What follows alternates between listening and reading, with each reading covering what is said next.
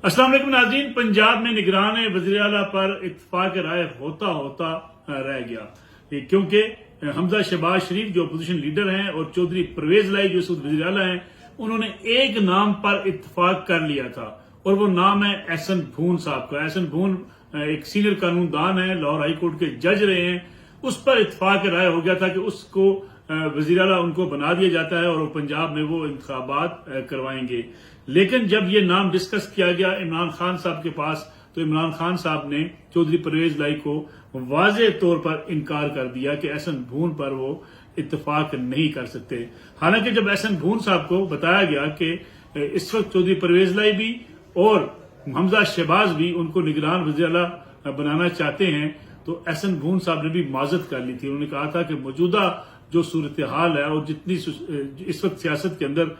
Polarisation हो चुकी है, इसमें वो निगरान वज़ीर आला के तौर पे काम करने को तैयार नहीं है। लेकिन उन्हें मनाने की कोशिशें भी हो सकती थी। अलबत्ता इमरान खान साहब ने इनकार कर दिया, जिसके बाद चौधरी परवेज लाई ने नसीर खान जो साबिक वफाकी वजीर हैं उनका नाम दिया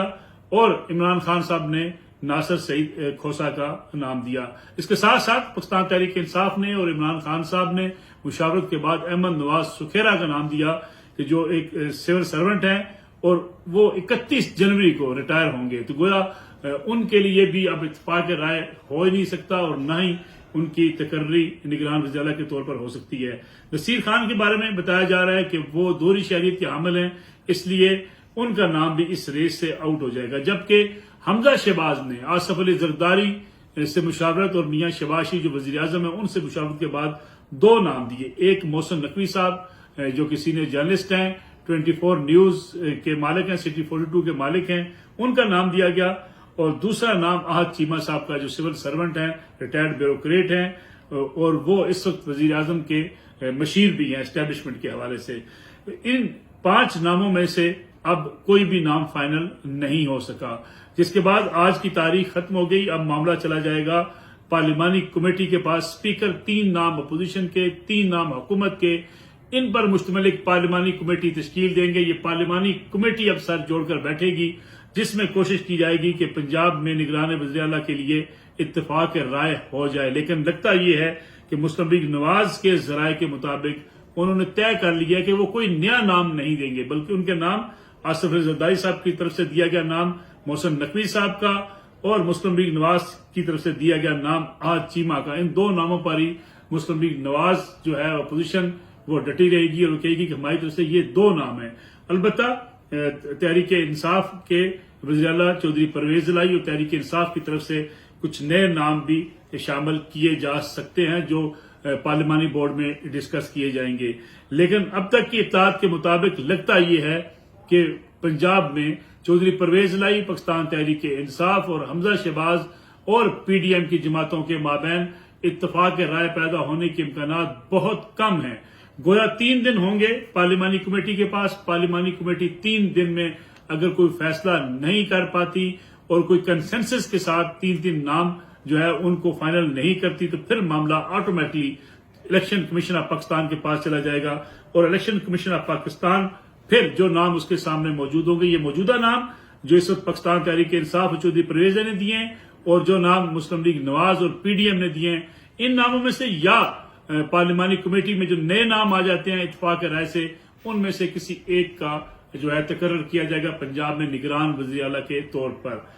बहुत मुश्किल सूरत हाल है इस वक्त पाकिस्तान मुस्लिम लीग नवाज के लिए भी, PDM के लिए भी और खास तौर पर चौधरी परवेज लाई और तहरीक इंसाफ के लिए भी, क्योंकि अगर कोई ऐसा नाम जो चौधरी परवेज लाई को, पाकिस्तान तहरीक इंसाफ को काबिल कबूल नहीं होता, या कोई ऐसा नाम जो मुस्लिम लीग नवाज को और PDM में शामिल जमातों को काबिल कबूल नहीं होता, तो ये खासी सूरत हाल इस हवाले से पेचीदा हो सकती है। लेकिन अगर अब तक की सूरत हाल देखा जाए तो बज़ाहिर एक नाम जो है वो सबसे ज्यादा टॉप पे जाता हुआ दिखाई देता है और वो नाम आहद चीमा का है, जो साबिक ब्यूरोक्रेट हैं। क्योंकि मोहसिन नकवी के हवाले से भी जो है वो खास तौर पे इमरान खान साहब और चौधरी मोनस लाई पूरी कंपेन शुरू कर चुके हैं। अगरचे मोहसिन नकवी जो है वो किसी जमात के साथ नहीं है, वो एक जर्नलिस्ट हैं, लेकिन مونس سلائی نے جس طریقے سے ان کے خلاف ایک کمپین شروع کی ہے، ٹویٹر پر ان کی تصویر لگا کر ایک کمپین کا آغاز کیا گیا، کیونکہ چودھری مونس سلائی جانتے ہیں کہ محسن نقوی جو ہے وہ عزیز بھی ہیں چودھری برادران کے، لیکن اس دوسرے دھڑے میں ہونے کی وجہ سے چودھری مونس سلائی ان کے خلاف ایک کمپین شروع کیے ہوئے ہیں۔ دوسری دلچسپ صورتحال اس وقت قومی اسمبلی کے اندر ہے، جہاں عمران خان صاحب نے فیصلہ کیا تھا کہ اعتماد کا ووٹ شہباز شریف صاحب کو لینا پڑے گا، تو اس وقت ان کو پارلیمنٹ کے اندر موجود ہونا چاہیے تاکہ وہ اپنے پارلیمانی جو لیڈر ہے اس کے طور پہ سامنے آئے۔ اپوزیشن لیڈر راجہ ریاض موجود ہیں اس وقت جو ہے قومی اسمبلی کے اندر، جو ایک دھڑا الگ ہو چکا ہے پاکستان تحریک انصاف کا۔ اس حوالے سے عمران خان صاحب نے مشاورت بھی کی اپنے قانونی ماہرین سے اور اپنے سیاسی جو ان کے قائدین ہیں ان کے ساتھ مشاورت کی، جس کے بعد یہ اعلان کیا گیا کہ ہم قومی اسمبلی میں واپس جا سکتے ہیں۔ لیکن فوری طور پہ اسپیکر کی طرف سے ایک بڑا اہم فیصلہ سامنے آیا کہ 35 استعفے مزید منظور کر لیے گئے ہیں، اور ان 35 استعفے منظور ہونے کے بعد اب بھی فواد چودھری دعوے دار ہیں کہ اب بھی ان کے پاس اتنی تعداد ہے کہ وہ واپس جائیں گے تو وہی پارلیمانی لیڈر کا تقرر کر سکتے ہیں۔ اب دیکھنا یہ ہے کہ اگلے 1-2 روز میں کتنے اور استعفے منظور کیے جاتے ہیں تاکہ یہ تعداد کم ہو جائے اور یہ جو عمران خان صاحب کی اسٹریٹجی تھی اس کو کامیاب نہ ہونے دیا جائے۔ اور اس لحاظ سے اگر دیکھا جائے تو آج کے استعفے منظور ہونے کے بعد شہر کراچی سے، جہاں سے 14 اراکین منتخب ہوئے تھے پاکستان تحریک انصاف کے، وہاں سے اب تمام کے تمام اراکین قومی اسمبلی فارغ ہو چکے ہیں۔ ان استعفوں کی منظوری کے بعد اب تحریک انصاف کے پاس اگر اسمبلی میں بیٹھتی بھی جا کے تو کوئی ان کے پاس کراچی سے نمائندگی نہیں ہوگی۔ دوسری طرف ایک اہم فیصلہ سامنے آیا ہے، وہ ہے پاکستان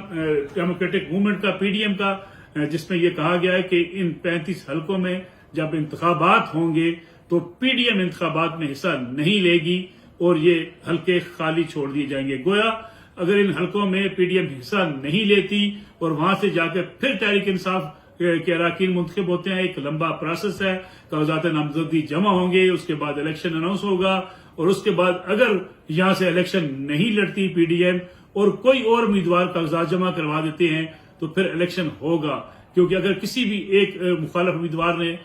پیپرز جمع کروا دیے تو تحریک انصاف کو وہاں الیکشن لڑنا پڑے گا۔ اس کے بعد